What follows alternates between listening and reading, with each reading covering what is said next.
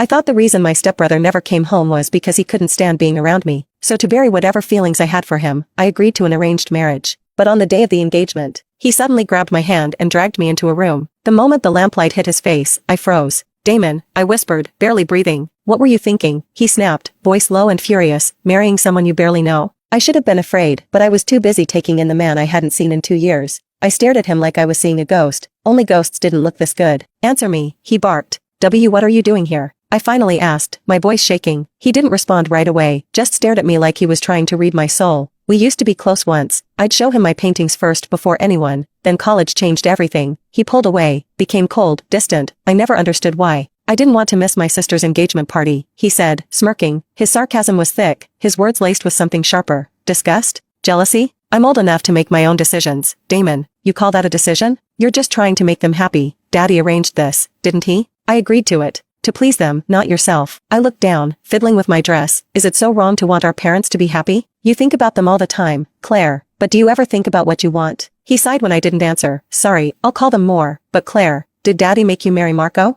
"Of course not, I chose this." "I don't believe you," he said, stepping closer. I turned away before I could cry. Escaping down the side path of the mansion, I clutched my chest, trying to breathe. Why was he acting like he cared? He hated me, didn't he? So why show up now? I forced myself to rejoin the party, and Marco greeted me with concern. "Everything okay?" "I'm fine, just tired. Can I introduce you to my relatives?" I smiled, sure. They were sweet, welcoming, but when we returned to our table, Damon was there, calmly chatting with our parents like nothing had happened, like he hadn't just called me out moments ago. "Oh, here come the lovebirds." Marco's mom, Astrid, gushed. "Call me mommy," she insisted as I greeted her. They started talking about wedding venues, LA, Greece, and everyone seemed so excited. Marco smiled at me. "You pick the place, anywhere in the world." I forced a smile. "LA would be nice." Damon scoffed. "Don't you hate crowded places?" "I bet your future husband doesn't know that." My cheeks burned. I glanced at Marco, but he didn't seem offended. "We've got forever to learn about each other," he said, pulling me close. Damon's jaw tightened, but Daddy Arthur quickly covered for him. "Jet lag. Damon just flew in," he told the table, laughing it off. I caught Damon watching me again, that same piercing stare. I looked away. The next morning, I woke up with a headache. Marco and I had stayed late, just talking. He was kind, ambitious. He made me feel safe. He invited me to dinner, and I agreed. Downstairs, Mommy and Daddy were having breakfast together, still sweet after all these years. I hugged them and joined the table. I didn't even see Marco leave, Mommy teased.